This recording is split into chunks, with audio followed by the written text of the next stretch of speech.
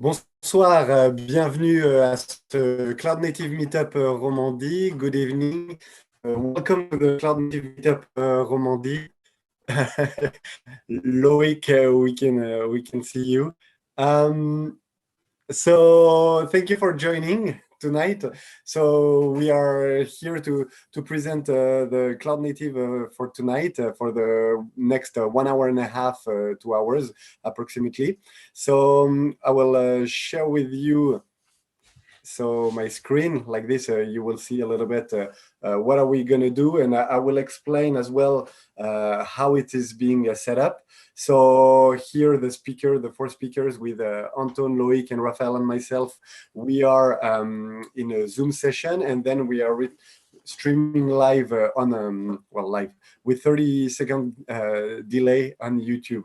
So please ask all your questions on YouTube. I will follow up with them and during the speaker, or keep them and ask the speakers at the end of their talk.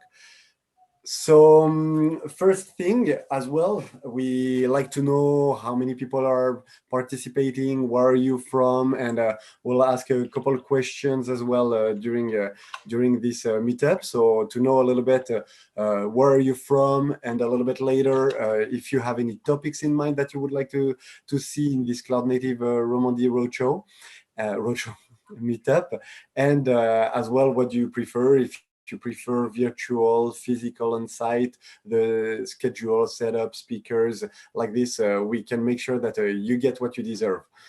So please, by all means, participate. We are here for this. We are here to share that the open source mentality and philosophy. So to know a little bit more about yourself. So to start as well, regarding the meetup, so the agenda.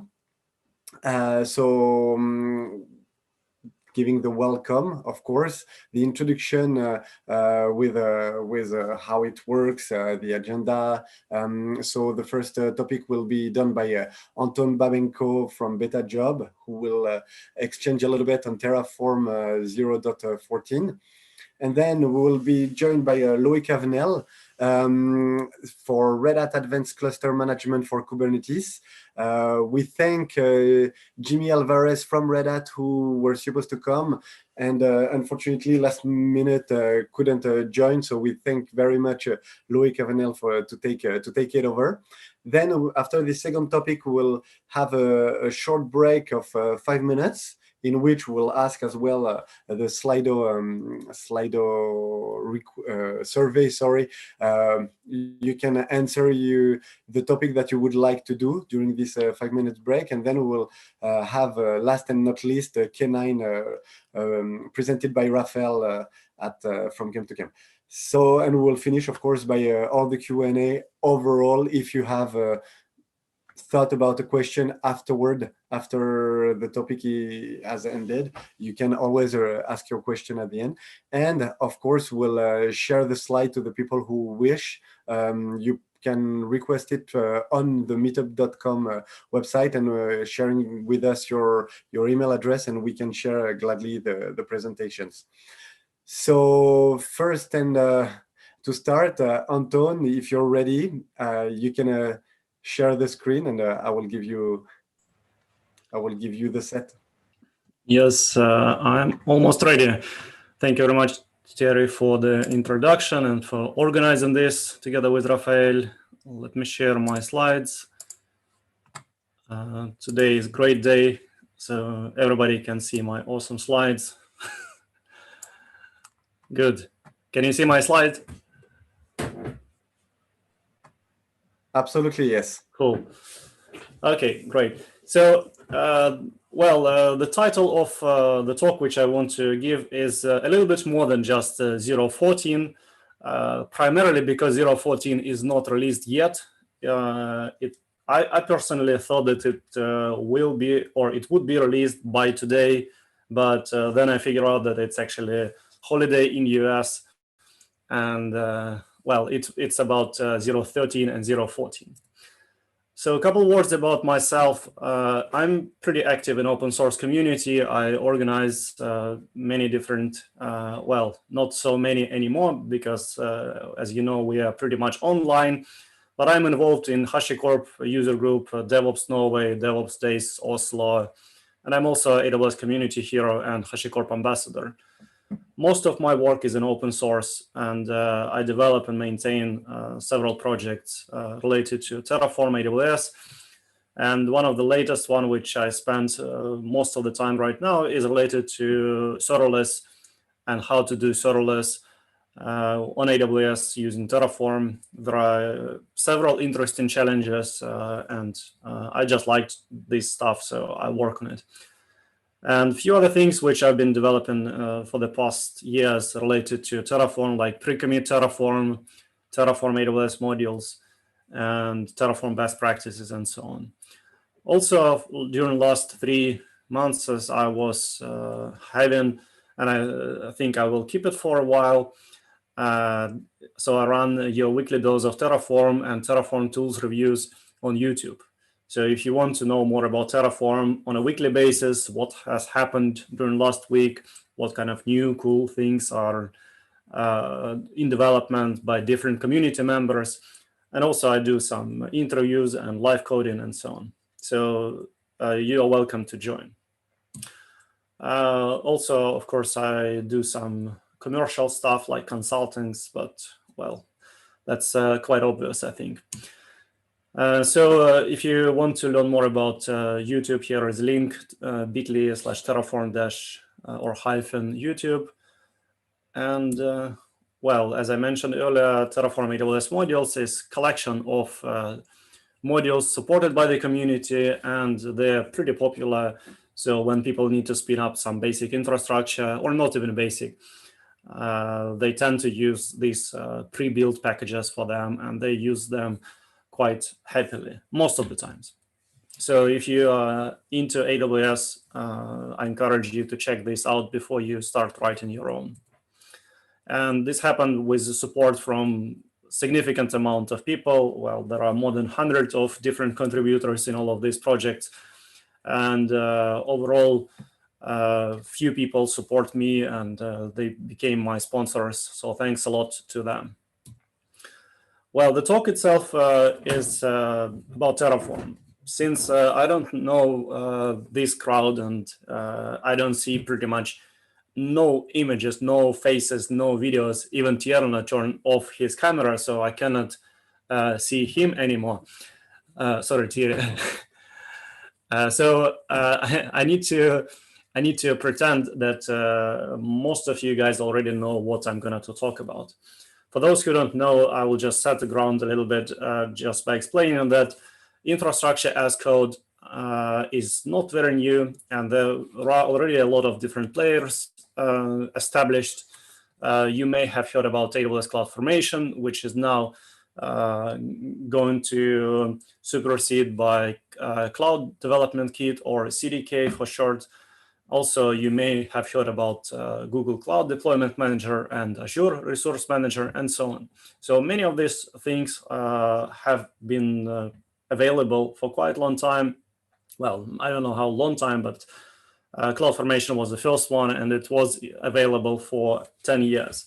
But then there are also a lot of different tools which can be used to manage infrastructure, but they can also be used to do many other things. I'm sure that many of you have heard about Chef, Ansible, and Puppet. And these are typical examples of configuration management tools which can be used to manage infrastructure as well.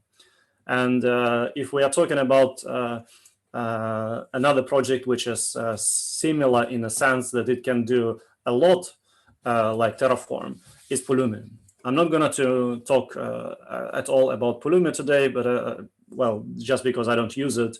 But you have to understand that there are a lot of tools which have been in this field. And Terraform is one of these tools which takes things to a slightly different level. It allows us to manage a lot of different providers, a lot of cloud resources across different public cloud and private cloud providers. And we use the same approach to manage these resources. And that's pretty much a very short definition of Terraform. I'm also hoping that most of you know what is Terraform before, so I'm not going to explain that. What I want to just explain today is related to Terraform 0.13. So Terraform 0.13 was released in August, and it has been having a lot of cool features related to previous versions. So first of all, if you've been using Terraform 0.11 or 0.12, it's really highly recommended to upgrade to 0.13. And there is a command which you can run, Terraform upgrade 0.13, which will make some changes in your Terraform configuration files, and it will rewrite them. It works very effectively, I would say, and most likely you will not see any edge cases because there are a lot of people who run this command before, and it has been already tested quite well. Another feature in Terraform 0.13 is related to dependencies between modules. So if we previously wanted to create two modules in Terraform, we couldn't pass values between these modules. We couldn't instruct Terraform to wait until one module complete and then create resources in another module. Now we can use depends on in one module, and then Terraform will understand that it has to wait. Also, another significant feature which many people anticipated for quite a long time in Terraform, and they were asking it many times, is related to possibility use count and for each inside of modules. So now we can create multiple copies of the same module just by specifying count or for each. This, in general, is very good situation when you want to create similar resources, but you don't want to copy paste this module block multiple times. But as often, it has a few drawbacks.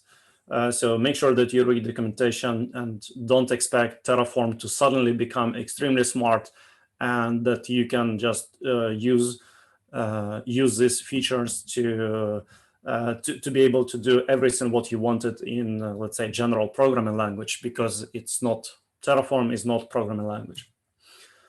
And you may think that providers, which we've been using for the past times or years, will host it in different places. Now there is registry.terraform.io, where we had modules for 3 years already, and now we have possibility to download and host providers as well. What it means is that inside of our Terraform configuration code, we just specify which provider we want to use, and then Terraform will go to registry and search there, and if it is there, then it will download from the registry. Similar how we've been doing this for modules. So also, if you host your Terraform providers on GitHub, it's quite easy to integrate and make them discoverable on the registry. Overall, the whole tendency or the whole trend in Terraform 0.13 related to providers is that users are able to host their providers quite openly, because HashiCorp wants people to write Terraform providers, and there are a lot of different helping factors, I would say, which Terraform or which HashiCorp created. Registry is one. Then there are a lot of materials which you can find if you go to learn.hashicorp.com, and you will see a lot of help materials there. Also, another significant thing for some people, and I'm quite sure that there are some people who are listening this who will be affected by this, is that if you've been using provisioners like Habitat, Puppet, Chef, and Salt masterless, now you have to remove provisioners from your Terraform configuration files, because they will be deprecated and they will be removed as part of Terraform core itself. There are some workarounds described in official documentation, which you can follow quite easily, and you will be able to update your code. In general, again, why this is happening is because Terraform is moving to the direction where everything what is managed by Terraform will have to be reflected in the Terraform state file. And the things which you created using provisioners are not possible to track inside of Terraform TF state file. And that's exactly the main reason why you should be considering moving them away from the provisioner block in Terraform configuration. Also, if you use some variables and you want to make sure that values inside of these variables are valid because you have some sort of regular expressions and you want to match them and you want to tell user who's using your code that this value is incorrect, you can specify these validation rules inside of variables. This is extremely static to my mind because you cannot reference anything else than just this variable. So you cannot reference information from data source, for example. But still, it's probably good for some cases. In next version, which is not yet released, but it will be released in the very near future, I think next week, version 0.13.6, you may use Terraform remote state data source to be able to read Terraform state files which are created using version from the future. What it means is that we all know the situations when we want to consume or want to access Terraform remote state file, but we see the error message which says cannot read this file because it was created using newer version. Please update your version. It's one of the most irritating issue, and it will be finally fixed in 0.13.6. Now let's talk about what is actually going to be pretty cool in 0.14. As I said, I expect it to be pretty much next week. So 0.14 I have been reviewing on my channel already, and one cool thing which I personally find extremely helpful for many situations is when you run Terraform plan and you see a lot of things right in your face, while only few of these lines are actually changed. For example, if you see that resource has been updated, but then you have to scroll it and you have to find which exactly line is triggering recreation of this resource. Now you don't have to scroll all over. It will be just showing only what is about to change. So your diff is going to be extremely small. Terraform provider's log file is another cool feature which allows us to make sure that we are using just a specific version of providers because the signature will be inside of Terraform log file, which means that if I use one version of provider and then I want to make sure that everyone in my team or in the whole company is using just specific version of this provider, then I can commit this terraform.log file into repository, and then when people run Terraform init, they will download just specific version which match this specific signature. So if you've been using, let's say, package.json.log or gemfile.log, you understand this already. And as with situation with Terraform 0.13.6, it's possible to read TF state files which are created using future version of Terraform. I find it extremely helpful for many situations because we want to be able to upgrade our infrastructure independently and not saying that, okay, from now on, everyone is using this specific version. Because if you have a big project, you will have a lot of situations when something is not actually possible to update so easily at the same time. And if you wanted to use some values, some types inside of objects, for example, you can now specify that you can specify that some of types inside of variable are optional. For example, if you have object where you have several keys, you can specify that some of these keys inside of the object are actually optional. So you can use special keywords, which is optional. I'm not a big fan, honestly, about this feature because it's good intention, but it's a little bit lacking of functionality. And one of the most requested feature by many people was possibility to mention sensitive values. So don't be extremely happy right now if you think that suddenly your TF state file will not contain sensitive values or they will be somehow encrypted. No, it's not. Your TF state file is still your complete responsibility of what you do with it. You still have to treat it extremely careful. You have to make sure that you only open it to specific people. You have encryption at rest and so on. So you need to do a lot of that as well.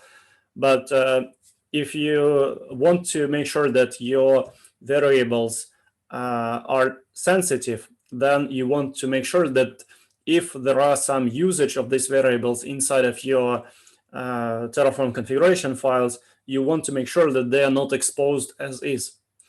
And previously, it was only possible to do for outputs. So when we specified that output is sensitive, then when we see output after Terraform apply, we saw that value marked as sensitive. And it was the only thing which we could do.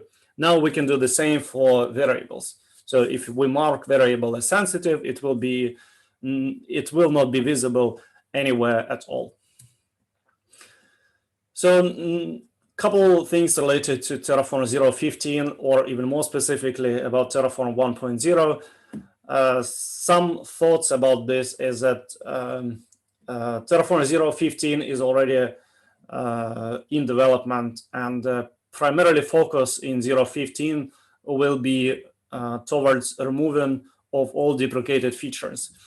So some features which were marked as deprecated in 0.12 will be removed in 0.15, as well as provisioners like Habitat, Chef, and other provisioners which I mentioned earlier, as well as backends.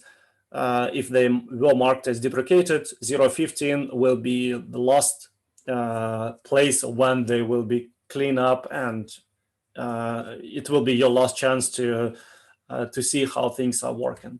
The plan is that Terraform 1.0 is released during 2021, and as many people, including myself, we actually thought that Terraform 0.12 is already quite okay to be called Terraform 1.0 because it was significant improvement in HCL2 and a lot of features were added. So honestly, we don't think that many new break-in features will be released inside of 1.0. And at the same time, most of things which we wanted to get fixed, like sensitive values inside of Terraform state file, it's unlikely that they will be fixed in 1.0. I'm saying pretty much like most of this is just my understanding and my experience using Terraform for the last 5 years. Well, yeah, 4 or 5 years. But also I talk to other people who think the same way, because there are not enough features in Terraform which simply allows us to eliminate this sensitive information. And one slide about state of infrastructure as code in 2021. This is like, as you can see, I put star on this slide on the title because it's pretty much my observation again. So you may disagree with it, but that's life. So anyway, Terraform is heavily used, and we probably cannot disagree with this. While you can think about AWS CDK and Pulumi, I see them as alternative approaches where they focus primarily on developers. And well, CDK offers solution for people who struggle with CloudFormation, while Pulumi is offering solution for people who struggle with HCL. That's pretty much it.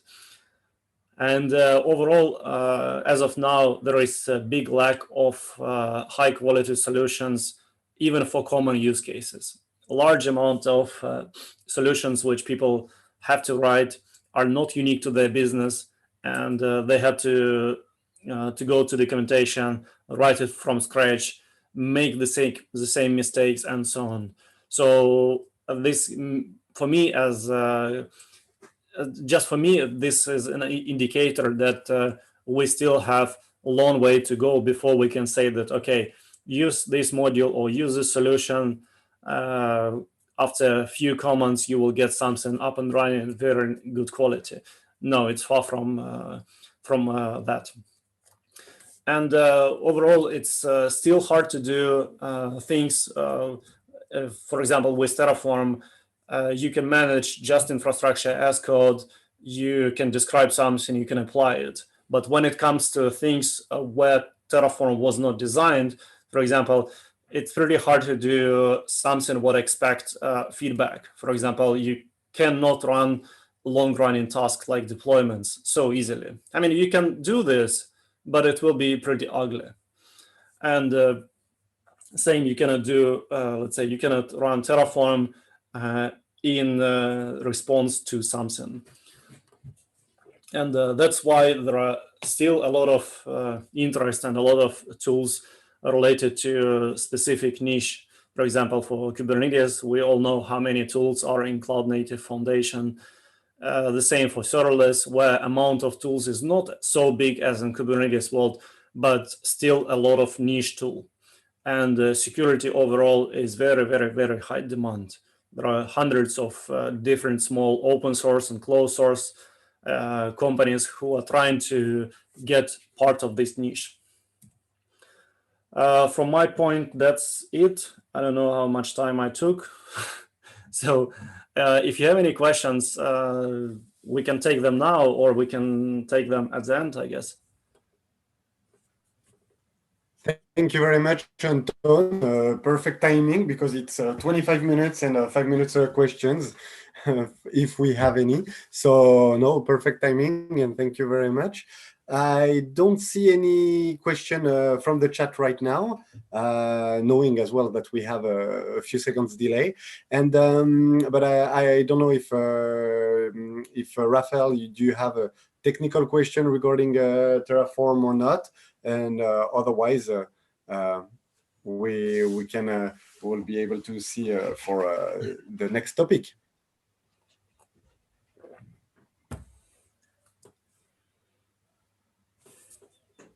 Yeah, I don't have any specific questions. What I'm seeing in Terraform as well is more and more standardization of the APIs. And in particular, one thing, well, I think states have standardized in quite well.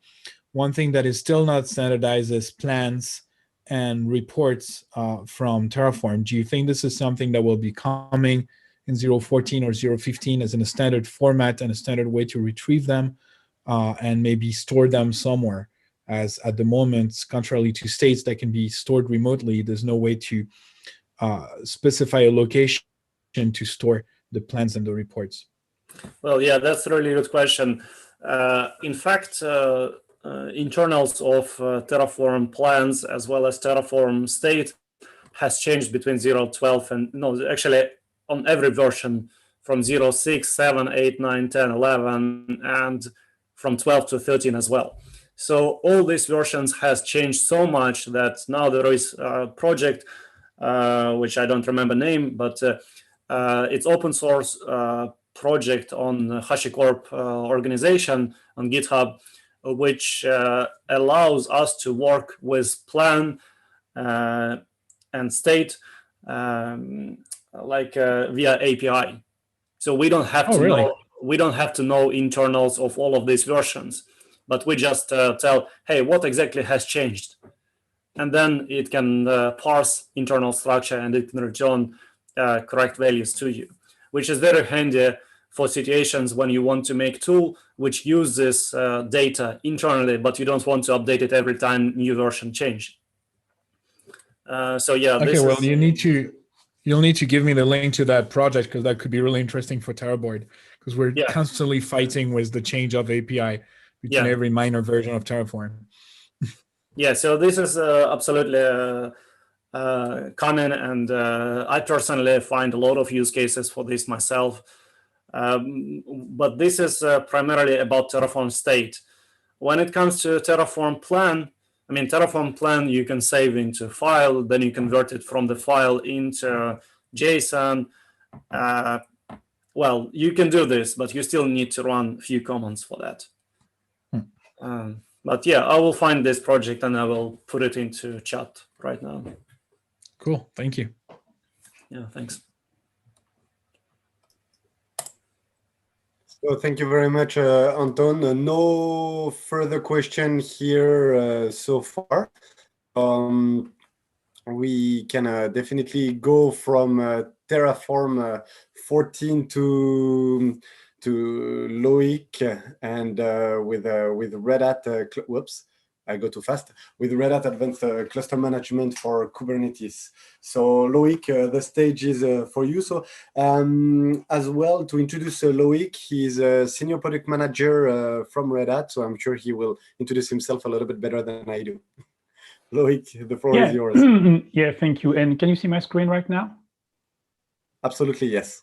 Perfect. You can hear me, you can see my screen, and you can see I have a nice funny video with my headset here. You know, my head is like, I'm shrinking, which is a good news. It's what I'm looking for many years now.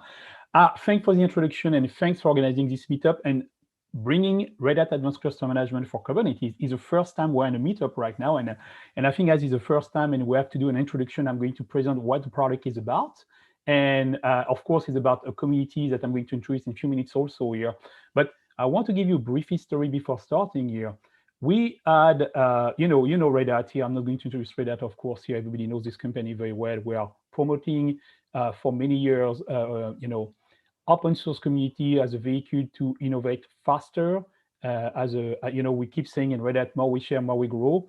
And we have been, as you know, people, we comment on that a lot, I suspect here. You know, we are part of IBM now, okay? But we're still a separate unit. And we did some very interesting thing here. IBM has a very nice product to manage multiple clusters. And where so many Kubernetes users, as they were not having only one Kubernetes cluster anymore, they got more than one here. And they say, hey, Mr. Red Hat, thank you for helping us with Kubernetes with your version of a distribution called Red Hat OpenShift Container Platform. But what about when we have 1, 2, 3, 5 more here? We start spending our life to go after one-on-one, doing some action there. Operation, data management has been very complex here. And guess what? IBM had a tool already to do that here. And they say, oh, it's a very nice tool, but it's not open source yet. So we decided to take this tool inside Red Hat. But we don't took the tool only, we took the people with us because they are knowledgeable people on this solution. And we decided to open source it here. And inside Red Hat, we call it Red Hat Advanced Cluster Management for Kubernetes here. And you will see that it's for Kubernetes. Moving to the next slide now. So agenda is going to be very simple for me. Trend and challenge, couple of, I would say, marketing slides like you can imagine from me. Then I'm going to present the product and functionalities. Okay, and we are going to have a demo. I just want to show you the product live, what it's looking like today. Think about yourself as managing multiple clusters. It can be a production cluster, you can have a dev test cluster, and you have all this cluster going all together, and you have to manage them, you have to secure them, you have to deploy application, and every time you have a request, you have to bring a new cluster. So this is the challenges that you may face today already, because Kubernetes is becoming a very important part of your infrastructure. And just on the screen right now, you can see the GitHub repo where you will find open cluster management, and I have to be very direct here and honest, it's not completely open source yet, but you will find out that is on a way to be outsourced here. As I said, Red Hat is super important to open source this product and to build a community around it here. So I'm going to say the obvious here, but you see Kubernetes everywhere. When I talk to customers today, they are implementing Kubernetes, multiple distributions sometime, and they're implementing, OpenShift and more than one. Nobody is building a giant Kubernetes cluster. People are building a lot of cluster for various reasons here, but this is de facto becoming a standard to manage containers, and application containerized is Kubernetes. So Kubernetes is everywhere, and it's not only running in your data center anymore, it's running in one public cloud, and sometimes I have customers running in multiple public clouds here. So again, they are facing the challenge about when it's running on this public cloud versus this public cloud versus my data center, on the top of virtualization in my data center, is the different domains that I have to learn here to be able to manage it here. So that's complex for me. It's consuming too much of my time. How can I make that easier? And you see a lot of reasons why people have multiple clusters. Sometimes it's about application availability.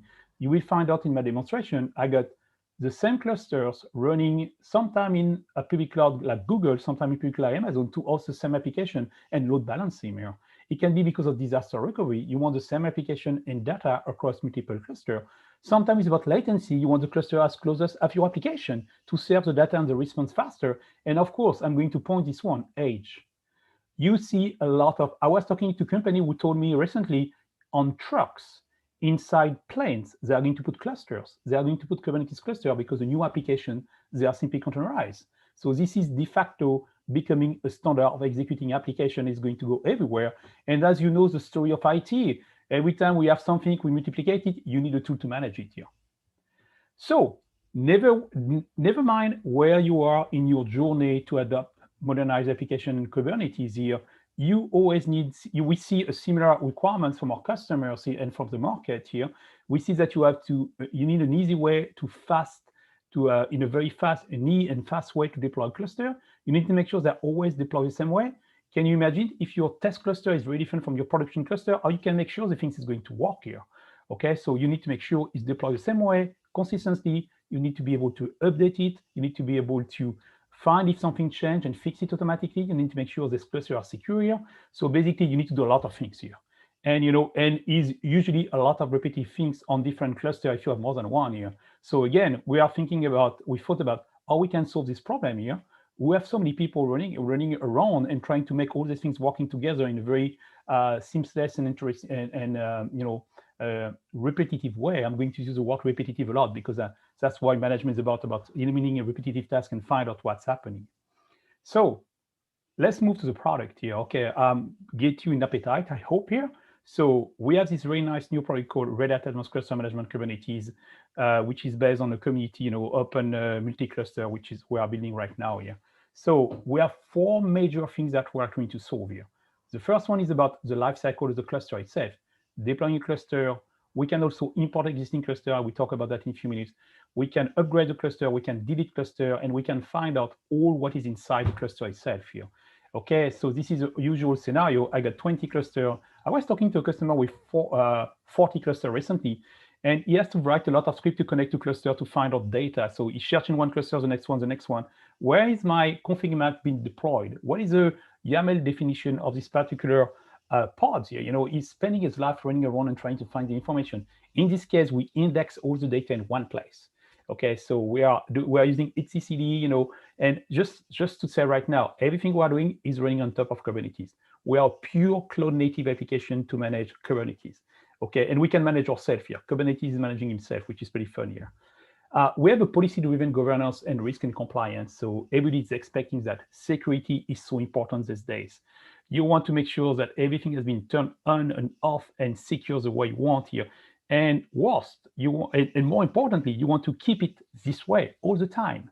Okay, so this is what we're trying to solve here. And then you need to deploy application at scale. You have 1 cluster, 20 cluster, deploy the application. Do you have an update of the application? Go and redeploy it. This is a DevOps CI/CD pipeline. Everybody has a solution for that. But when you scale very large, and when there's a lot of update in parallel, it's becoming a problem, and someone has to visualize and see that. And finally, you want to observe the health of your cluster. When you're starting to run cluster in production, if one die, you want to know that, and you want to know what to do about it and fix it for the next time here. You need to know which one is too busy and stuff like that.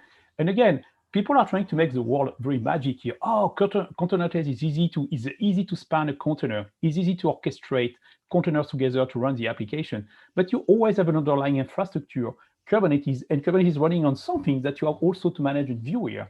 So, this is not disappearing by magic because now it's a container. So it's really important that we have a right tooling for customer to be able to do that here. So On the architecture level, it's a pool technology. All right, so we have, like I said, on top of OpenShift Container Manager, in this case for Red Hat, we have these things we call Advanced Cluster Management, and which is two pieces here, like what I'm explaining, hub cluster, where you define all your clusters definition, application, and security. It's like you define the desired state of all your systems should be. And all clusters who are managed, they have a small, I would say agent in this case, or client if you want. We call it clusterlet, which is deployed on every managed cluster and is pulling information from the hub. Basically, on a regular basis, hey, hub, what's happening today? Oh, you have a new application. Okay, let me go and deploy it. So the application deployment, the policy, governance, it's happening at the cluster level itself here. But all the definition and what should be done is coming from the hub cluster. And of course, as you can imagine, this managed cluster is reporting all the actions it's doing. Then you have a visibility about what's happening there. Okay, so this is a pool technology, which means if you lost connection, so think about the plane. The plane is off. It doesn't have an internet connection satellite, and it's going to continue to manage its policies, even when it's disconnected. But it's going to check when it's online what's new to do here. Okay, this is the benefit of the pool technology in our case here. So you will see that in a demo in a few minutes here. That's going to be very important here. But basically, we have this very nice dashboard. As you can imagine, all solutions have a dashboard today. Executive people want to see dashboard here. You can see on the screen right now, I'm not running only OpenShift, but I'm running also EKS and AKS and GKey here. Okay, so we are capable to manage all this distribution today. We are, an open source solution there. Okay, of course, you can imagine that we're working a lot with Red Hat OpenShift because we are in the same organizations here. But basically, anything that is Kubernetes, we're using native APIs of Kubernetes here. Okay, we are, anything that is, I would say, CNCF compliant will work with us here, basically here. And you can see on the screen, you have pie chart, it's compliant, non-compliant. You can look for the pods here. So you have one central place to view all your cluster and search across all your cluster very quickly. So we are federating the information in one place, and you can search all objects with certain label, wherever is a cluster. And then when you find the object, you can look at the details here. I will show that, we see that in the demo. So when I'm talking about what we support today, if you are really interested, again, we are very open, but if you take Red Hat Advanced Cluster Management, we can manage and deploy OpenShift on all these different platforms. If you're using VMware or you have bare metal, we can automatically, and when I say automatic, it's very important, on a click on a button, you can just deploy your cluster. You can do it from the nice UI you're going to see in a few minutes, but you can do it from API and command line. As simple as that. Why? Because they are Kubernetes objects. Basically, they are CRD objects you create in the OpenShift cluster or the Kubernetes cluster where SM is running. Automatically, SM sees this new kind of CRD and will run automatically the different actions here. So, wherever you want to deploy OpenShift, you can deploy it from one place. So in this case, Kubernetes, I should say more, and Kubernetes becoming like your standard on all these different platforms and one guy to pilot them here. And we can also import other technologies. So in this case, Amazon EKS, Google Kubernetes Engine here, you have IBM Roxy or IBM Cloud Kubernetes services can be imported. So if you're already running Kubernetes somewhere, we can import and start to manage it. Okay, it doesn't have to be deployed by us, which is very important here because the world is already happening without us here. So when we come after, we have to be nice with people. This is a policy based on governance here. So this is, again, a pretty nice dashboard. You can see how many policies, and, we are using industry standard here. You think about NIS or CIS, all these things are available right there. It's about data security or it's about protective technology. So we categorize them and we are providing out of the box a lot of security policy you can use right now. Okay, and we specify where you should apply. You may have a different policy when you're on a production versus when you're on a test lab here. Okay, so all these things can be completely managed. And like I said, you define the desired set of your policies. And policy, you have to think a little bit large here. It's not only about security, it's also sometimes about just a configuration. A pod should be exist or namespace should be there. And then, we make sure that it's there. So we have two options. You can say, hey, you are out of policy. And we can say, you are out of policy. And we enforce it. So you're going to fix it automatically. So we keep your system under compliance. If never someone has too much privileges and how many times as an operator, you have someone that come and do a change here. And then, oh, we changed that. I don't know. You can always trace and find out. But here, it's going to be fixed automatically. It's not going to have a lag between the moment the mistake has been done and until it's fixed here. So this is kind of a view about what I was explaining here. So everything, again, based on CRD and controllers. So on Each managed cluster, we have different type of controller. You can control CIS, you can control Kubernetes resources, etc. And like I said, we are storing everything in etcd. So it's stored centrally, where you have the definition and desired set, but it's stored also locally if it does apply for the managed cluster. Remember, we're using label to do filtering here. And this is the application lifecycle management in this case here. So this one is exactly the same concept. You describe how your application should be deployed. It can come from different source of information. It can come from an Helm chart. It can come from the Git repo. It can come just for one of your namespace where you have your Kubernetes resource definitions here. But basically what's happening there, ACM, you define what your application should be. It can be multi-sources, 2 different GitOps repo plus 1 Helm chart if you want to. And you define where it should be applied. And then we make sure that we deploy all these different pieces and resources across one or more cluster. As you can see on the screens as part of my demo, you are deploying 2 clusters, and you will see the application is Pacman, very innovative application, I should say. And we have an integration with Ansible in this case, which is a tech preview new things here. So we also recognize when we talk with customers, and you should face that every day, is that not everything is going to run on top of Kubernetes today. There are things that are still under Kubernetes on the side, firewalls. Maybe you have a LDAP database, LDAP directory you have to update before your application is working. So when you deploy an application, it's not solving all the problems in Kubernetes. You have outside Kubernetes, or maybe you need to open a ticket in a ticketing system for people to be aware. So this is where Ansible in this case. So we use Ansible because it's easier for us, but this is a hook. This is, let me put in another word, it's an exit point. Before and after deploying the application, you can call with anything here. And Ansible is, of course, the easiest approach because we have a direct feedback from Ansible platform when we're doing actions here. And to finalize on advanced cluster management for Kubernetes here, on the application lifecycle, so you can see where we have what we call a channel, okay? So a channel will be a place where you have your code here, or your description or your Helm chart here, and basically, OpenShift cluster can subscribe to it. So you subscribe to a specific Git repo with the right credential, and every time there's something change here, we can apply the change. This is fully automated, but you can always define a time window when it's going to happen. Okay, to make sure that you are not doing an update in the middle of a night production when you don't want to do that here. Okay, so I think it's my last slide. So one thing a lot of customers are doing this day, we used to call, everybody's calling that the GitOps approach. So basically you can define all your application description that's going to be deployed by advanced cluster management inside a Git repo. And every time your application gets updated, you can just push the update at the same place, and automatically we find out there is a change and we just apply it automatically. Okay, so you can completely pilot your application from up to the deployment inside your production cluster just by using GitOps here. And then you have a single source of truth of everything, and you can track everything that's happening here. Okay, so that's kind of a recommended approach when you're starting to have something very complex and that has to be updated on a regular basis here. And last slide here, I promise, and then I go to the product itself here. As you can see, this is a GitOps approach with Ansible in this case here. So you do have, you define your application, and one of the definition is just a description of which kind of Ansible jobs you want to run here. So basically, we have a new CRD.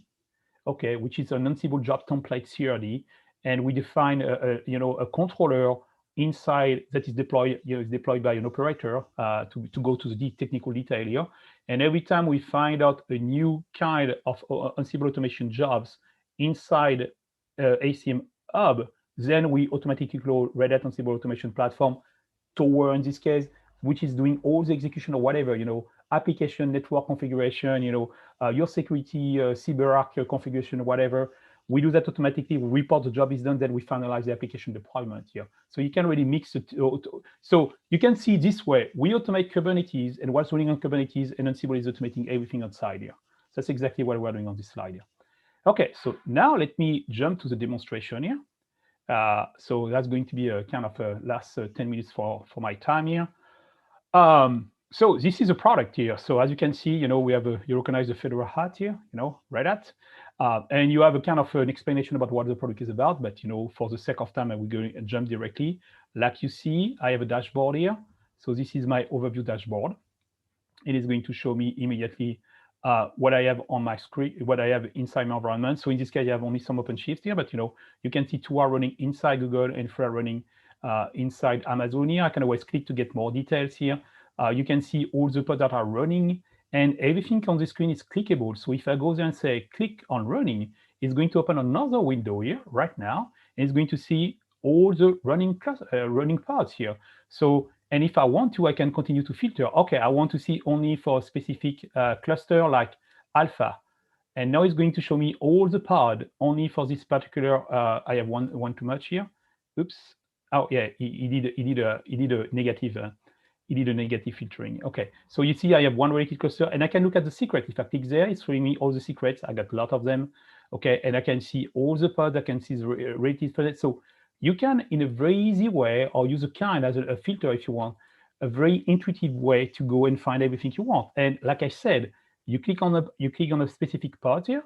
Here you go. You got the YAML definition, so that's very nice. And you can got the log here, which is streaming in real time, and see what's happening there. So you're starting from a dashboard, and you drill down specifically to the resources you want to see and manage. You see what's updated right now. So that gives you a very nice way. We used to call that a single pane of glass to go after all the information.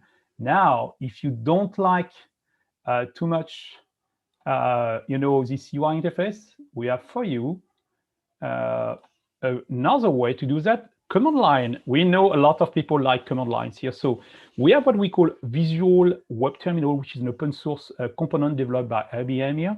And in this particular case, you can go and type any command here. But it's like a command line driven, but the response from the command line is visual. So if you say OC get, as an example, pods -- all namespaces, as an example. So you can use kube control, you can use Helm, you can use OC.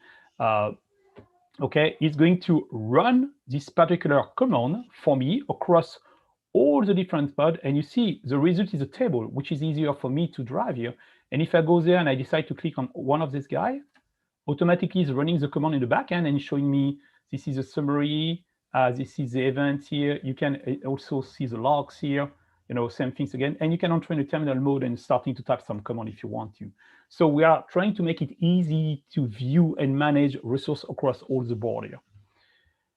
Okay, so this is for the overview. I will show you now the list of clusters we have. So one thing that is very nice here, you see all the clusters, but you can go and you can update one. So we update cluster. You can multi-update cluster if you want to. So you can pick up this, maybe not this guy, but these two guys, and say, update these two guys. Then you can pick up which version you want to go. So you see, I do see a lot of versions here because I give me the power to see all the versions, but you can limit which versions people can upgrade. So you can already have a deep control here. And if you want to, so I'm going to stop that here. You can add a cluster. So I'm going to show you the two ways to do that here. So create cluster, as you can see on the screen right now, it's a YAML file.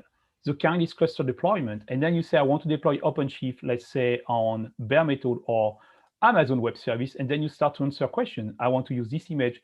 And as you see, every time I pick up something, it gets updated on the right side. I use a connection, so I pre-register a connection with my credentials, and you can see automatically it's updating the file. So you have the option to use the UI to create the YAML file, or you just create the YAML file and you push it to ACM, and ACM is going to do the magic for you. And of course, you have the cluster, and then you have install config, which is what is used by Hive to deploy OpenShift. So that's one way to do it. Now, like I was showing to you, you have also a way to import, import.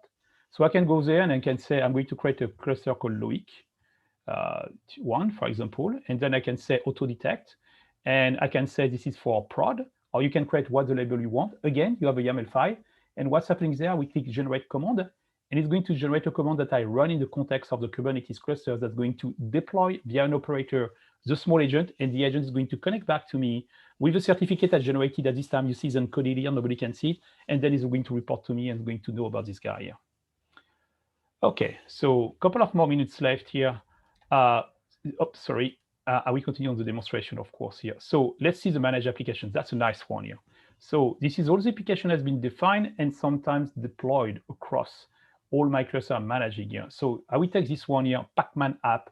As you can see, it's been deployed on 2 remote, and it's coming from a Git repo here. You see this guy, he has 13 Git repo to generate the application at the end, which is deployed in 3 remote cluster.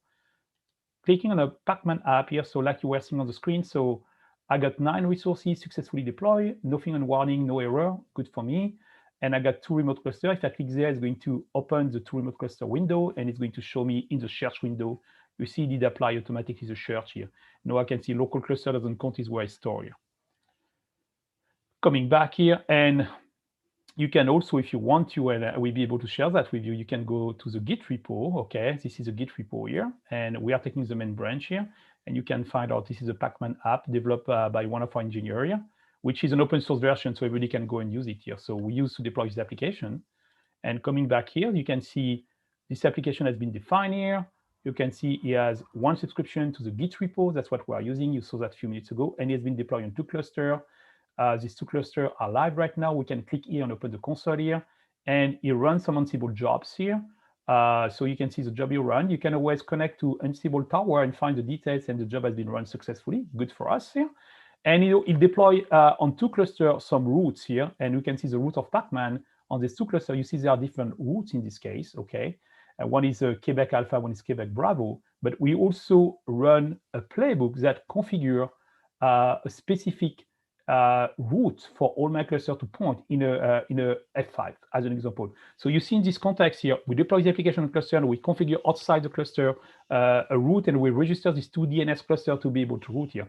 So if I go there and I click, I can obviously open the application, and it's a real Pacman here, okay? So you can play with it here. We use that a lot for demonstrations. That's pretty fun here. One thing to notice, if you leave the guy here, the phantom are never coming to him. So this AI is not very intelligent here. He's not going to come to me. That's interesting. Okay, so you manage your application. So yes, what we call a placement here. The placement is a label called app is equal Pacman. If I take any of my existing cluster and add this label, automatically this cluster is going to receive the application. If I change one of my cluster with this label, application is going to be just removed. So you can easily, by using labels, move application between clusters. You can be in your test cluster, move to production cluster. You can be in your data center, move to public cloud. Okay, so that's pretty easy to do with this technology here. And if you want to create a new application, guess what? You say create applications, and then you have to say is a Git repo. You have to specify, which URL you want to use here. We had another demo book import. You select the branch. We are browsing everything for you. And then you select the path if you have a path to select, and you see again, same concept. We give you a nice UI, but you can build everything from a YAML file and put that in a Git repo. So you can use this application as an example to create samples and use the sample and copy and paste. This is becoming super, very easy here. So let me finish on the governance and risk, and I think we are going to be done here. So this is kind of, again, a dashboard here, but you have the list of policies that's been deployed here. Okay, so you can see all the different policies. So some of them are not working well here. So as an example, I have a policy rule. I got 5 on 5. And the reason is why we're inform only. We just look if it's there. If it's not there, we just report. You are not on compliance here. Sorry, guys. But if we were putting enforce, it will fix it if it can. You can see here where enforce is not working. But most of the time when enforce has been set, you can see you have a results here. So if I go to policy rules here, it's going to give me the list of clusters who are not compliant. Okay, I can look at the status and I can browse through every cluster. It's going to give me more information. All author view deployment does not exist here. Okay, and I can view the details, but I can also view the YAML file definition of this policy. Again, is a CRD called a Kubernetes policy. And I'm not going to go too much in detail here, but basically the magic is happening there. We have a policy template object definition here. Okay, the Kubernetes configuration policy. This is the name, auditor rule. And basically, it must only have this particular name policy with this particular rules here. And it's not the case. And we're in form here, and it's a nice severity. If I was putting enforce, it will fix it automatically. So let's put that in practice here. Okay, I'm going to create a policy. You will see it's exactly the same concept and very easy. So I'm going to create a new policy, and I will go to Loic Meetup here. That's pretty easy. You can specify in which namespace you want to do it. I'm going to use a, I don't know, demo maybe. Basically, the way it's working here is going to put everything, is going to create this YAML CRD in this particular namespace. So you can just lock the namespace for certain people. That's the way we do our airbag here. We're just using Kubernetes facilities. We did not reinvent something. So like I keep saying, we look at what Kubernetes is providing and we build something on top here. And you can select the predefined specification. So we say must have a name prod here. And then we say it's going to be all cluster where the application Pacman, or maybe it's going to be all, which is running on Amazon here. Why not here?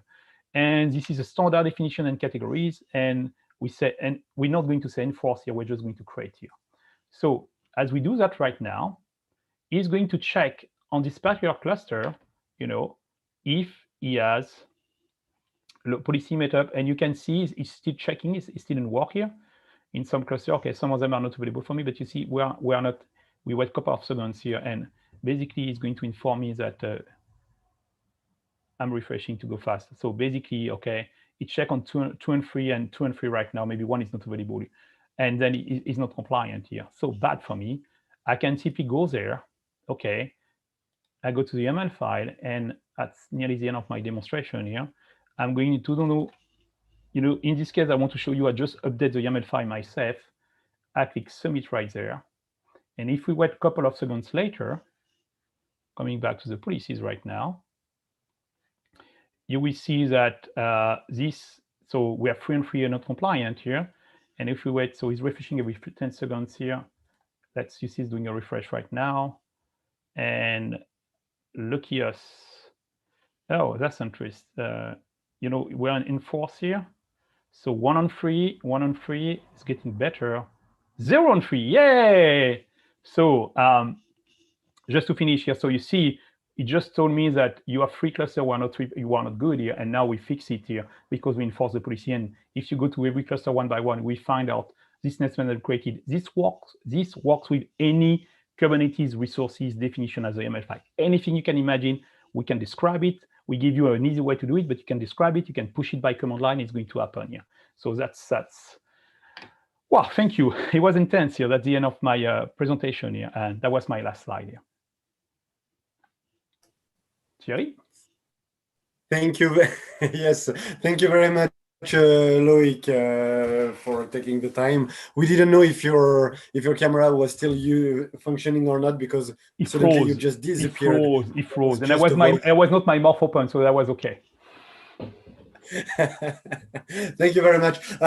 So far I don't see any questions in the chat in YouTube. So we just can give a couple of seconds, and meaning that everybody is very thrilled about having a new product coming on the market and answering some new needs. So other than this, I think we will be able to take a short break. I see just a couple of seconds if we still have questions, but so far nobody. So for everybody, we can have a couple of minutes of breaks, and then we can come back. So just for you to know, we have 5-minute break. We will put a video with a counting and as well the countdown, sorry, and you can during that time as well enjoy the time to download Slido, and we'll change the topic to know which type of topic you would like to see for the next events in 2021. Thank you very much, and see you in 5 minutes. So welcome back, and thank you for this little break. So I just wanted to share with you the current results for which cloud native topics you would like to see in the future. So we have 3 by 1 person actually: the Red Hat Operator Framework, Vault, Jenkins. So this is we will keep this question, of course, open until the end of the meetup.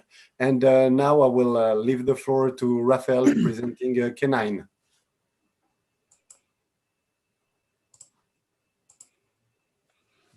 Thank you. So it's been a good start with two talks. I had originally planned to talk about the Cam2Cam's DevOps stack. So if you saw this in the announcement from a few weeks ago, I'm sorry, this is not what I'm going to talk about tonight, because we talked about it and decided it was not, this project was not really ready for prime time. So I might be talking about it in the future. So instead, I'll be talking about K9s.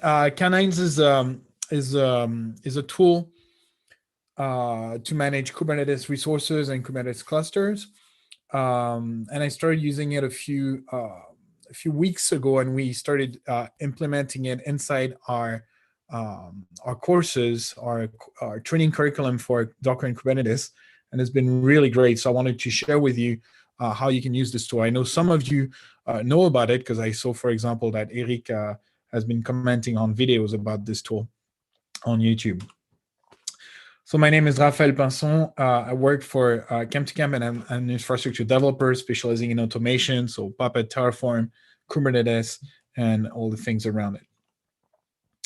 I'll pass on this. This is a Chem2Chem. We're currently based in Lausanne, Olten in Switzerland, as well as in France and Germany. And we do a lot of things around automation, from config management to provisioning to metrics, obviously Kubernetes, Docker, and all the technologies that go with this. So when it comes to Kubernetes and looking into Kubernetes resources, there's several UIs that are available. The most famous one, obviously, is the Kubernetes dashboard itself, which is the standard way of looking at resources through a web UI. But there's also other web UIs that are available. One that is maybe a bit less known in the Kubernetes side is Portainer, which is also an interface to look into Docker resources. So you can plug it to Docker socket and watch your Docker containers and volumes and so on. But you can also plug it to Kubernetes and watch, have a look at your Kubernetes resources. So it lets you inspect the resources, go into them, see the YAML, manifests, see a description of your resources, and so on. And one that is quite powerful as well is Lens. What do all these UIs have in common? They're all in-cluster deployments. They're all web interfaces that you deploy inside your cluster. It means that you need to manage the permissions to access these tools. And it means that whichever tool has been chosen for your cluster, well, that's the one you need to use. So it changes from cluster to cluster. You might connect to your cluster at some clients and have one type of interface, or maybe you have an OpenShift and it has a specific OpenShift interface, or Rancher has its own interface. All these UIs have their own interfaces. And what they have in common as well is that they're web interfaces, so you need to click on links to access the different parts. And while this is easy to use, it may not be the most efficient way to manage resources and to access information. So Canines is actually a Kubernetes client. You install it on your own machine, and you can connect to any cluster. There's nothing that needs to be installed in the cluster that you need to access. But it's a rich Kubernetes cluster. It actually provides an interface, a CLI interface, to access the resources. It's a Golang binary, and it uses key bindings that are similar to Vim. So if you're used to Vim, you will find your way around Canines very quickly. It's also skinnable and pluggable. I'll show you in this presentation. So Canines has lots of commands. The commands that you use using a colon, just like in Vim, you colon followed by the command and then enter. And all these commands can be listed by typing Control-A. So if you type Control-A, you will see the list of all the resource types that are available in your cluster, plus some specific features available in Canines that can be accessed just the same way using colon with the name of the resource or the name of the feature. And then for each resource or feature, you can have the command, and optionally they can be shortcuts. And these shortcuts are usually just the shortcut for the resource type in Kubernetes, or they can be shortcuts that are specific to Canines, or shortcuts that you have defined yourself, as you can define shortcuts in Canines to access resources or features. In each of the views that you have in Canines, you have a contextual help. And it's contextual because depending on the view, the features can be different. If you're looking at pods or deployment or secrets and so on, you have different features, so you have different shortcuts. So all the shortcuts, some of the shortcuts you'll see are listed in the interface itself, but then if you type ? You'll see all the shortcuts available. These shortcuts are also contextual because they depend on the features available in your cluster. For example, here, it allows you to sort by CPU, by memory, and so on. This is in a pod view. This is available because there's a metric server that is deployed in this Kubernetes cluster. If there wasn't a metric server, then these features wouldn't be available. Whenever you're looking at objects in canines, there's two options that you'll find pretty much all the time. One is describe and the other is YAML. This is pretty standard. That's what you do when you use kubectl. You can do kubectl describe or kubectl get minus or YAML. And because these are the main types of views that you want to have for Kubernetes resources, you find them everywhere in canines. So you have the D key that will do a describe of the object, and the Y key that does a YAML view of the object. And you see here, there's crumbs at the bottom, and this crumbs show that I've been in the pods view, and then I selected a pod and did D for describe. And here I was in the pods view, selected a pod, and did Y for YAML view. In every one of the views as well, you can search and filter using slash. So again, very similar to Vim. Here I was in the pods view, looking at all the pods from all the namespaces, and I typed slash Argo, and it filtered on Argo CD. So it can be filtered on namespace, on the name, or you can even filter by label with key equal value. So let's have a look at some of the views. This is one of the views that is called pods, obviously, and you access it by typing :pods or :pod or :po, the usual shortcuts that you find in Kubernetes for pods. And here I'm listing all the pods, and you see here that I can filter by namespace. So here the namespaces correspond to shortcuts that are numbered. So 0 is always all, that's all namespaces. We list the pods from all the namespaces. And then here, there's some specific namespaces that I can filter on. And these namespaces appear in the order in which I use them last. So these are the namespaces I already used before, so I can quickly access them. So if I type 4, for example, I would access only the pods. I will list only the pods in the Argo CD namespace. If the metric server is deployed in your cluster, you'll have metrics. You see here there's columns for the CPU used, memory used, CPU and memory percentage of request and limits. And you can also sort by column, by age, CPU, and so on. All the sorting options can be accessed by, again, requesting the contextual help. So you just type question mark, and you'll see which shortcuts you can use to filter by column. You can open a shell with S, you see here. So you just choose the line you want, the pod you want, and type S. If there are several containers in the pod, it will ask you which container you want to log into. Obviously, this requires a shell inside the container. So containers from scratch will not work with this, just as in Kubernetes, as in kubectl. There's a shortcut with the key I for replacing images directly. So you can edit a pod and replace the image. And you can also access logs and port forward a port from a pod onto your machine. So how does that work? First, the logs. If you press L on a pod, you'll get concatenated logs. This means that all the pods, all the containers in the pod will appear.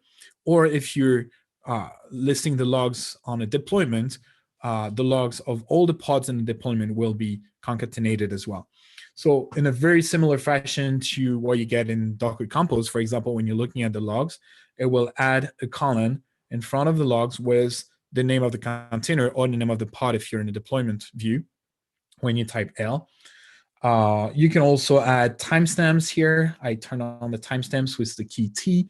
You can switch wrap on. So here the wrap is on. I have some lines that go onto a second line. If the wrap was off, I would just have one line per log. And you can switch to full screen as well. I didn't do this so we can see the interface fully. In these logs, you can still search and filter using slash, and auto scroll is set on by default. You can also use the 0, 1, 2, 3, and so on shortcuts to see either all the logs or just the last minute, 5 minutes, 15 minutes, and so on and so forth. Port forward is a pretty powerful thing. It's the exact same feature you get with kubectl port forward, except you can do it directly from K9s. And so what you do is that when you're on a pod or a service, you just type Shift F, and that will open a contextual field that will ask you which port you want to port forward and to which point and where. So by default, it will detect the container and the port that are defined in the pod, and it will redirect to the same port on localhost. So you just need to do OK, and it will start a port forward on your machine. This is extremely useful if you're used to port forwarding already in kubectl. It helps to debug internal APIs to the cluster that are not exposed through ingresses or load balancers. So it helps to understand the plumbing inside your cluster. For example, when you have containers that use an ambassador type of container inside the pod for authentication, for example, you can access directly the port which is not authenticated proxified through the Kubernetes API, so you can see what's happening, what's that going through the proxy. The port forwards can be listed as objects using colon port forward as a command in K9s. All the port forwards are stopped when you quit K9s, which, by the way, you can quit with Control-C or with colon Q, obviously, colon quit, just like in Vim. So you don't need to worry about your port forwards when you quit K9s. It will stop them. And there's a pretty cool feature integrating another tool by Jana Dogen, which is benchmarking. So when you move to a port forward, you can launch a benchmark. It will benchmark your application and give you a report. This is what we have here. And this screenshot, you can see the result of the benchmark on one of the pods. And so you can see here in the crumbs, I went through the pods view, selected a pod, did a pod forward, went into the pod forward, started a benchmark, and I'm looking at the results.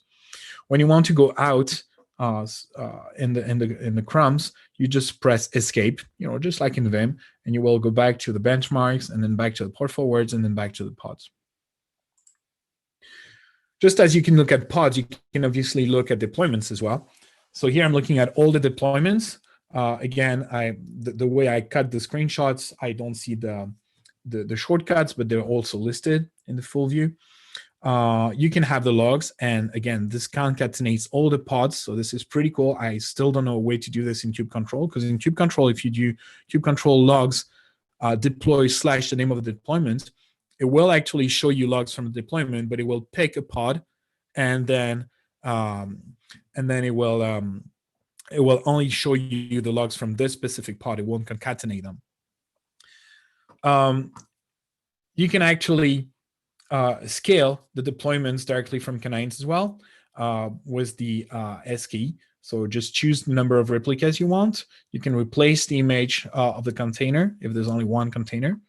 And you can roll back the replica sets in the replica set view. So you type colon RS or colon replica set to see the replica sets, select the replica set, and there's a shortcut to roll back to this version. You can view config maps and secrets as well. And a pretty cool feature I find is that you can decode secrets directly in K9s. So if you're on the secret line, you just press X and it will decode the secrets. And then once you're viewing the secrets, and pretty much in most of the views, you can press C to copy the contents directly to your copy buffer, which means you can easily paste it somewhere else without having to deal with the columns and all the spaces that might be around them and so on. Another very cool feature is RBAC integration, which allows you to see role bindings and cluster role bindings in the form of a table inside K9s. So you just type colon role bindings or colon cluster role bindings, select one, press enter, and you'll see a nice view like this. Here we're looking at the Cert Manager Controller certificates role bindings, cluster role bindings actually, which shows which resources this role binding has access to and which rights it has on them. So very useful. When you're used to looking at the YAML version, this is pretty much impossible to understand. There's Helm integration as well, native in K9s. So if you deploy Helm charts in there, you can just type colon Helm and you'll see your charts. You can press enter to describe the chart, And in a very cool way, if you press Y for the YAML view, you'll actually see the rendered resources from the Helm chart displayed as a single manifest. So this is extremely useful to visualize what your Helm chart actually deployed in your cluster. And if you're doing Helm, you might be interested in Argo CD as well. So if you have Argo CD running, canines work on all kinds of resources, including CRDs. So all your CRDs, including applications from Argo CD or certificates from Cert Manager, or I don't know, any kind of CRDs you might have deployed in your cluster will work. They may not have special features, but you will be able to list them and to look into them and describe them and look at the YAML versions. So here, Argo CD integration is pretty simple, but you can see the names, the status, health status, revision directly in canines, and look at the YAML manifest for each of them. And you see here I have something a little bit special, which looks like an integration to sync an application, and this is actually a plugin. So you can define plugins in canines in the form of YAML files in the .canines directory in your home directory. So here I define a plugin for Argo CD saying that in the scope of applications, if you press Ctrl S and the description is sync application, then it will run Argo CD app sync with the name of the application you're currently looking at. So if I'm on a specific line, I've highlighted this line, it will take the value in the name column and pass it so I can force the synchronization. And note that because this is Argo CD, it will require me to do an Argo CD logging before I launch canines, obviously. So you can add lots of plugins for this. Some people use this for KSniff, for example, or other tools that interact with Kubernetes resources. The views can be modified as well. So you can change the columns, again, by type. So here for applications, I want to see name, sync status, health status, and revision. For any of the views of any of the objects, you can select which columns you'd like to see in which order. And there's some special cool features integrated on top of this in canines. X-ray is one of them. So you type colon X-ray followed by a type of resources, for example, pods or deployments. And it gives you a hierarchical view of these resources and other resources that are linked to them. So here we can see the pods, and by namespace, you see the pods here with the service accounts that are running, as well as the secrets associated to them. And you can obviously scroll through this, select an object, click on it, and you'll see details of this object. So this is a really cool way to access the objects in your cluster. I'm actually hoping that Argo CD application might get something like this at some point in Canine, so you could access Argo CD applications in X-Ray and see all the resources that are managed by the application. Popeye is another tool that was created by the same developer that made Canines. And it's integrated directly into Canines. So you just type colon Popeye, and it's a quality assurance tool that shows you details of resources in your cluster and checks the quality of the resources, the good practices of these resources, and it gives you a score. So here, if you have 100 in score, that's good. If you have 0, there's probably things that are bad or really bad.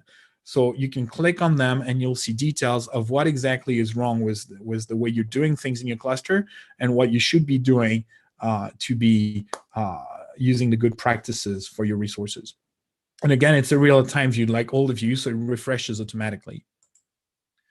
And finally, there's a pulse view, which is a dashboard that gives you an idea of how many deployments, how many replica sets, how many stateful sets, and so on you have inside your cluster. So you can just keep this as a radiator view of your cluster in your terminal. You can have skins. There's several skins that are available on the website that you can change, and they're pretty much simple YAML files with color fields. So you can put HTML colors in there and choose the colors you want. So there's already skins for black and white, for solarized.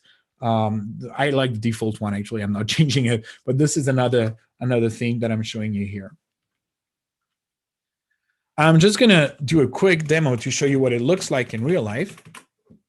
and then I'll take some questions. So I just started my canines here. One thing you can do is look at context. So colon CTX here will show me context. I only have one here because I cleaned my kubeconfig before starting. And you can switch context here. If you have several contexts in your kubeconfig, you can switch the context. So let's have a look at the pods. So here I have all the pods, but I could actually filter. An easy way to do this is to type colon NS or namespace. And here I see the list of namespaces, and I can select one. If you don't know the shortcuts, again, you can do Control-A and see all the available comments. So here, if I want namespaces, I'll just scroll down to namespaces, press Enter, and I have the namespaces. And then I can select the namespace I'm interested in. And here I'm seeing all the pods. I can switch to deployment here, for example, with colon deploy there. And I can scale. I could scale this one, for example. I'll type S, scale to 4. And here we go. And I can see things happening in the pod view here. I see the container starting. If I press enter on a pod, I actually see every single container with their image and what's actually happening in there. If I want to access directly one of these containers inside the cluster, I can do a port forward like I showed here. So instead of accessing through the proxy, I want to bypass the proxy in this case. So I'll just do HTTP 1990. There we go. And I will be able to open, oops, where is this? Here. A web browser, point to localhost 1990. And here we go. It should be loading, hopefully. There, it's just my application is a little bit slow. There we go. It's actually a course we're going to teach this next week. A colleague of mine will teach this course next week, and the course slides are running in the cluster in which we're teaching the course. So here I can access it. Normally there's a proxy in front for authentication. If I press F, I access the port forwards directly or with colon port forward. And you can see the port forward here. And I can run Ctrl-L and it will start a benchmark on this pod. And once the benchmark is finished, it didn't finish well. No, yeah, here it is. The benchmark is here. And I can, again, press Enter and see the result of the benchmark with the response time, the latency, and so on. And I can keep it there and access it later if I want. Let's look at the X-ray view here with the pods. And you can see here all the things I can access here. This is pretty cool. And again, in each view, you can press question mark and see the different shortcuts you have. I'll just show you the Popeye view again here, because you had a very quick review. So here, there are some warnings on some of my resources here. So if I click on the deployments, for example, here it tells me I'm using an image tag latest. This is a pretty bad idea. And there's no resources, requests, or limits that are defined for this container. It would be a good idea to define limits.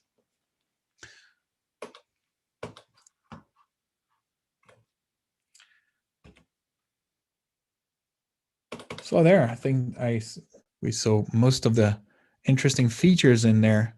Do you have any questions? So thank you, Raphael. So far, there is no question in the chat. There is only for K9. There is one question afterward for Loic.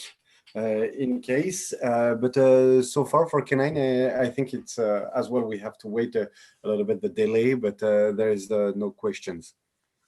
So we can keep a couple of seconds, and like this, after we can move on to ask the question to. And I see that actually the remark for Loic is by Fernand Galiana, who is the developer of Canines. So if you have questions for Canines, about Canines, you can ask them to Fernand in the chat. Thanks for being here. That helps. That helps. So the question for Loic is how many, and it's coming at the same time, how many CRDS are you using to make this work? And what kind of tools do you offer if a given Red Hat CRDS is not working as expected? Yeah, I'm going to take this one here. So I didn't count how many CRDs here. I know we have CRDs for cluster deployment, for application description, for policies, and for Ansible jobs. So I know the 4 main CRDs we are having, but after you have sub-CRDs that are used for subsequent tasks here. I can find out and post a little bit later on the channel here what are the number of CRDs here. If the CRD doesn't work, it should work. We should go and fix the code. Everything is open source, so you can always open the community on issues there, and we're going to fix it. There is no other tool to make it work when it doesn't work. It has to be fixed. That's code here. I think that's the best answer I can give you. And we have I would say on this product we have more than 50 developers in the community right now. So we should immediately find someone to go and make this work just after. Yeah.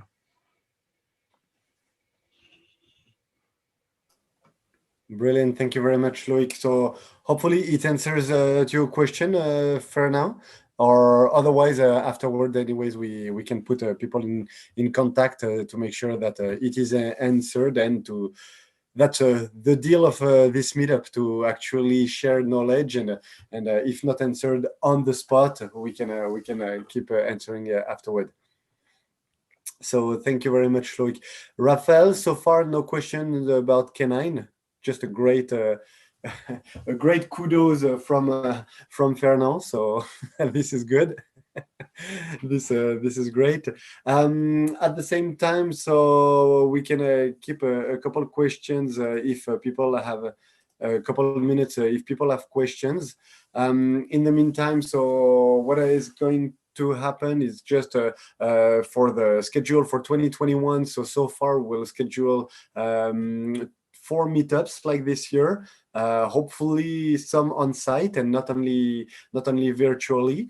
And but so far we have the date. We still have to make sure everything is set up for March and May 2021.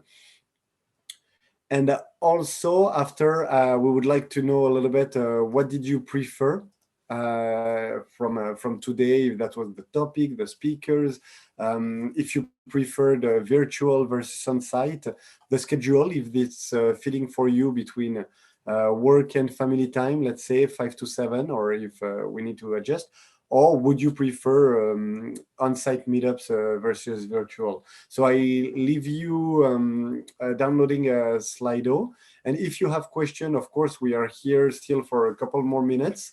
Please enjoy this time. And as well, I want to let you know that with our colleagues and partners from Vision in Zurich and from Puzzle in Bern, we are part of the Swiss Cloud Native Alliance. So with that, this alliance that we try to expand and to make sure that everybody has access to knowledge sharing and part of the different meetups that we make in every different cities.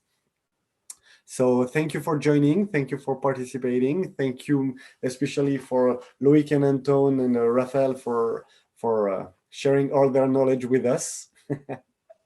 Loic, people don't see you, but just to say to people, Loic is 2 thumbs up. And thank you very much. So far I don't see any last question. We want to thank you, everybody, and wish you a very pleasant evening.